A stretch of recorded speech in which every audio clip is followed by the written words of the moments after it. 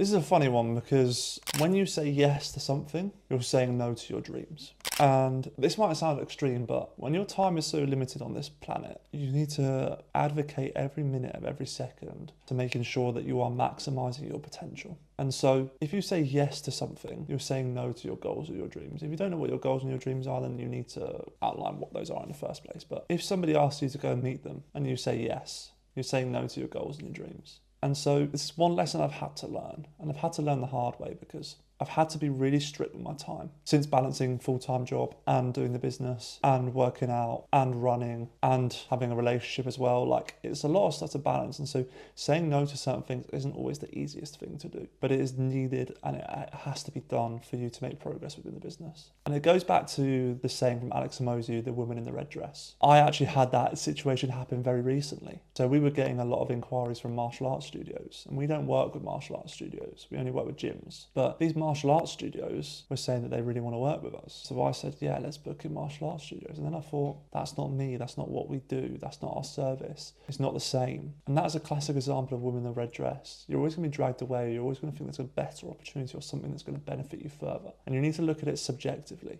and say no to it. Because if you say no to things, and this is one thing that I've also found, is when people ask me to do stuff and I don't want to do it, I'm just honest with them. You just have to be upfront and honest with people, because number one, people respect it more, but number two, 9 times out of 10, they won't ask you again. And it makes your life a lot easier when they're not asking you consistently, are you going to do this for us? Are you going to do this for us? Are you going to do this for us? And so with that in mind, saying no to things is so important if it's not related or going to get you closer to your goals. This is a little bit of a different video because some people don't understand this, and I think that some people will never understand it.